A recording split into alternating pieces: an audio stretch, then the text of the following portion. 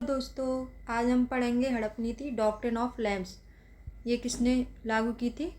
Lord Dalhousie ने। किसने? Lord Dalhousie ने। ये याद रखेंगे। और इस नीति में क्या था इसके बारे में पढ़ेंगे।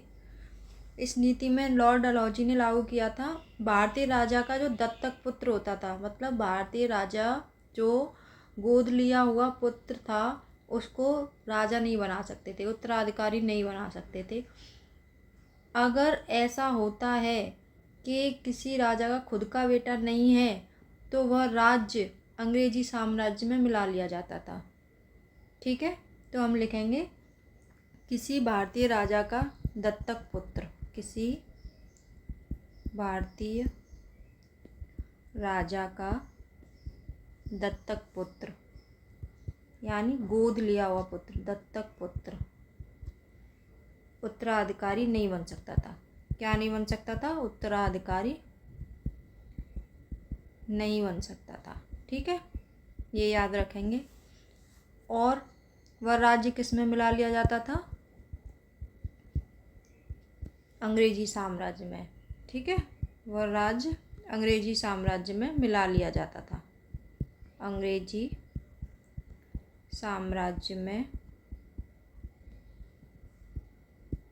मिला लिया जाता था। ठीक है,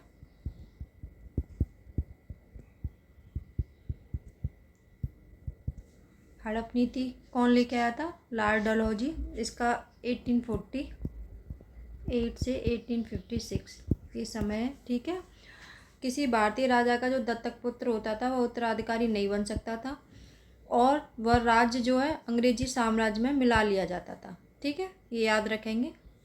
नेक्स्ट पॉइंट देखते हैं। नेक्स्ट पॉइंट है लॉर्ड डलहौजी द्वारा विलय किए गए राज्य। ठीक है, लॉर्ड डलहौजी द्वारा विलय किए गए राज्य कौन कौन से हैं? विलय किए गए राज्य।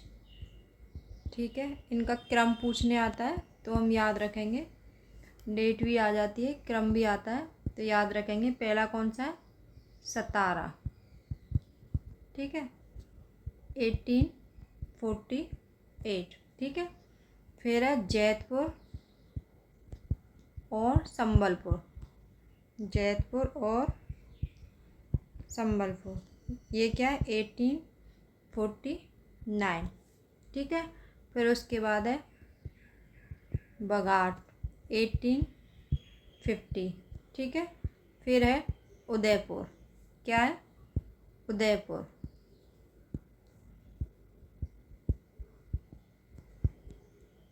यह 1852। और उसके बाद है झांसी। कौन है? झांसी। झांसी को कब मिलाया था? 1853 में। फिर नागपुर। ठीक है, नागपुर कब? 1854। और उसके बाद लास्ट में अवध 1856। ठीक है, नोट करके लिखेंगे ये जो अवध है। ठीक है, अवध को ब्रिटिश साम्राज्य का नगीना भी कहा जाता था। क्या कहा जाता था?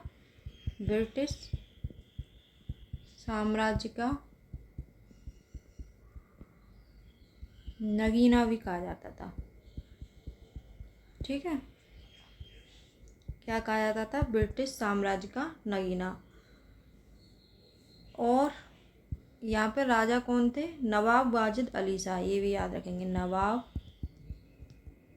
वाजिद अली शाह। ये क्रम से पूछने आते हैं। तो सबसे पहले क्या था? सतारा। ठीक है, फिर उसके बाद क्या था? जैतपुर, संबलपुर, फिर उसके बाद बघाट, फिर उदयपुर, झांसी, नागपुर और अवध। ठीक है, अवध सबसे लास्ट में था।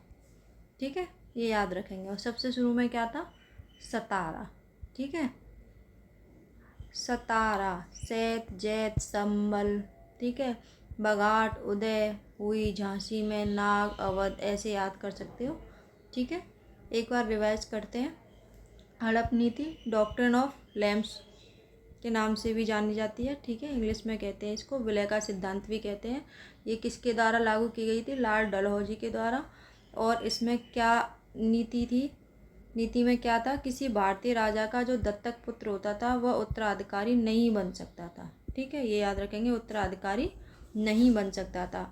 और वह राज्य जो है अंग्रेजी साम्राज्य में मिला लिया जाता था, ठीक है।